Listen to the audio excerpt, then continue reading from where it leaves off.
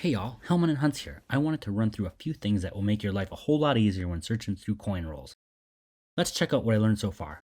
First things first, it's very difficult to pick up coins off a hard surface. You will get tired of it after only a roll or two. I suggest a softer surface like a mouse pad, or I use this leather binder. The next thing that makes life easy is some simple containers. Plastic bags work as well, but hard-sided container is very handy. These are very cheap online. I'll put a link in the description. They come in all different sizes and shapes. Please hit that subscribe button and share this with your fellow coin roll hunters. To check coins for proper weight, I'd suggest some sort of coin scale. I use this Maxis Elite. It only goes up to 200 grams, which isn't quite enough in my opinion. A roll of $half, if you get into that, is in the ballpark of 226 grams, so it would overload this one. I'll have to upgrade this in a couple weeks before I get my $half box. Don't cheap out on a good scale. Every good collector needs one of these, a US coin reference book. These are very handy for looking up coin values and errors. Shout out to my sister Julia for gifting this to me in our family gift exchange. Thanks, sis! When you open up this bad boy, it'll list the type of coin at the top of the page, find the year and mint mark, quantity minted, and according to what type of condition it is in, this will be a good guide for pricing.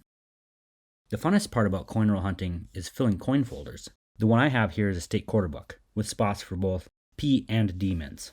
Also, if any of you have one of these Northern Mariana Island quarters, they're the only ones I'm looking for. Please, I beg of you. The next one here is just a personal preference I learned. While there's no wrong way to open a coin roll, I have found that if you start by tearing the top and bottom, and then peel out the ends of the rolls, the rest of it opens up quite nicely.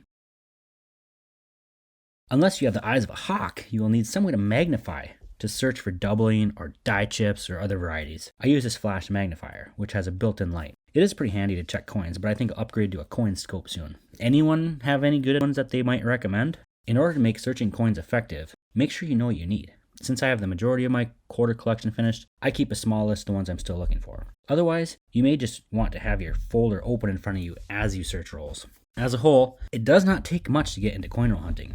It is a great way to pass the time, especially when the weather is -30 out like it is now. There are coin communities online all around the United States to join.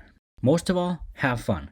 Thanks for watching. Please like, comment, and subscribe, as that is the best way to help my channel, Hellman and Hunts.